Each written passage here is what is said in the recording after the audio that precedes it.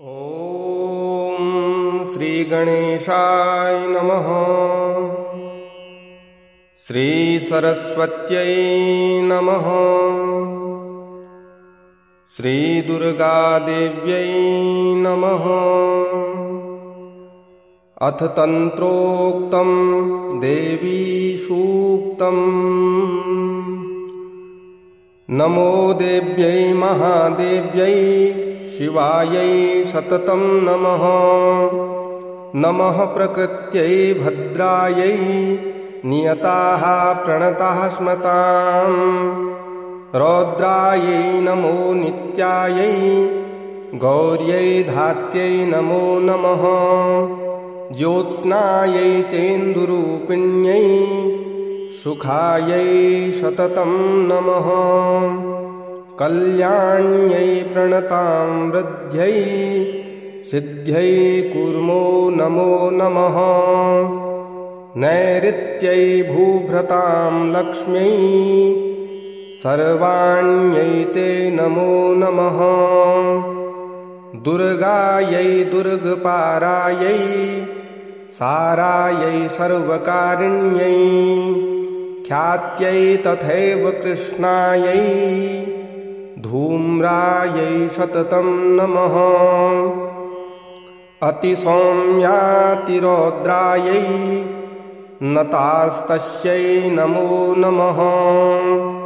नमो जगत्प्रतिष्ठायै देव्यै कृत्यै नमो नमः।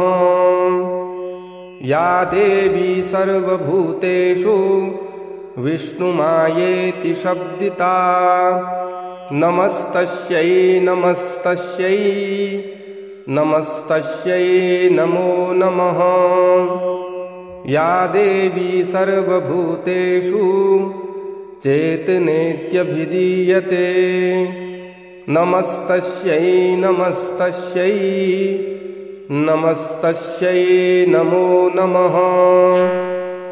या देवी सर्वभूतेषु बुद्धिरूपेण संस्थिता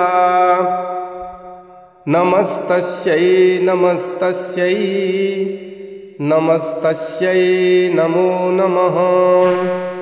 या देवी सर्वभूतेषु निद्रारूपेण संस्थिता नमस्तस्यै नमस्तस्यै नमस्तस्यै नमो नमः। या देवी सर्वभूतेषु क्षुधारूपेण संस्थिता नमस्तस्यै नमस्तस्यै नमस्तस्यै नमो नमः। या देवी सर्वभूतेषु छायारूपेण संस्थिता नमस्तस्यै नमस्तस्यै नमस्तस्यै नमो नमः। या देवी सर्वभूतेषु शक्तिरूपेण संस्थिता नमस्तस्यै नमस्तस्यै नमस्तस्यै नमो नमः। या देवी सर्वभूतेषु तृष्णारूपेण संस्थिता नमस्तस्यै नमस्तस्यै नमस्तस्यै नमो नमः।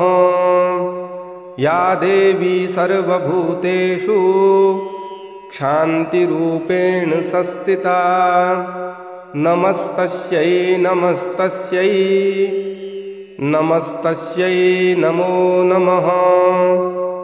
या देवी सर्वभूतेषु जातिरूपेण संस्थिता नमस्तस्यै नमस्तस्यै नमस्तस्यै नमो नमः।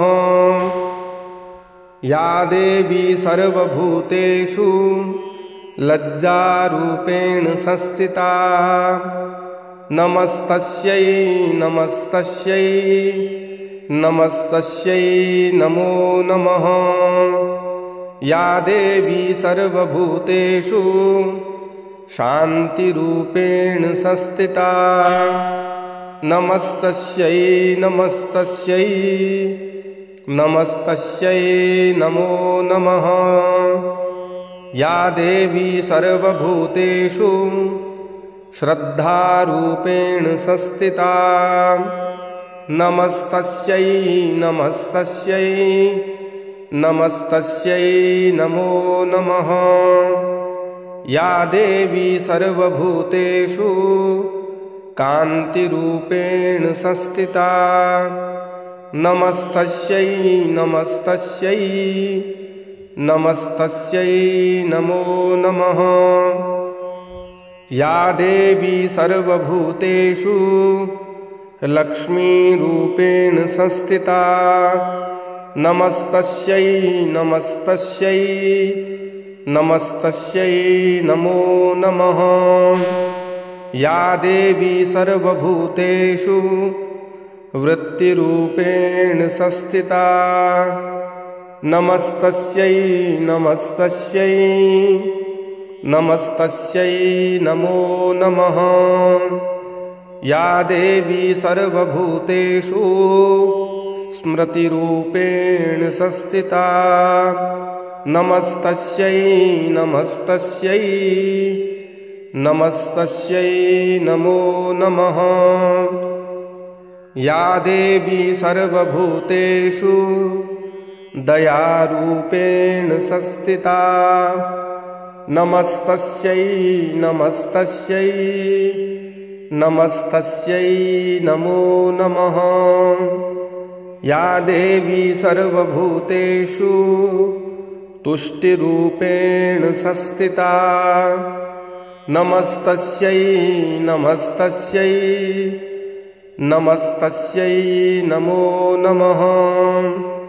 या देवी सर्वभूतेषु मातृरूपेण संस्थिता नमस्तस्यै नमस्तस्यै नमस्तस्यै नमो नमः। या देवी सर्वभूतेषु भ्रान्तिरूपेण संस्थिता नमस्तस्यै नमस्तस्यै नमस्तस्यै नमो नमः।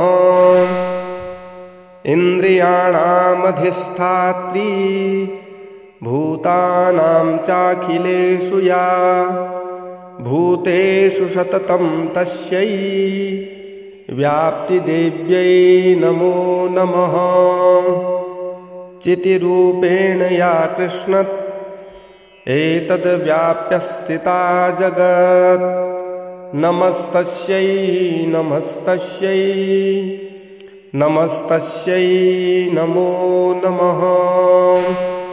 स्तुतासुरैः पूर्वमभीष्टसंश्रयात् तथा सुरेन्द्रेण दिनेषु सेविता करोतु सा नः शुभहेतुरीश्वरी शुभानि भद्राण्यभिहन्तु चापदः।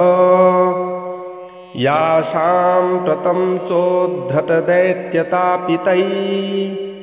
रश्माभिरीशा च शूरैर्नमस्यते या च स्मृता तत्क्षणमेव हन्ति नः सर्वापदो भक्तिविनम्रमूर्तिभिः।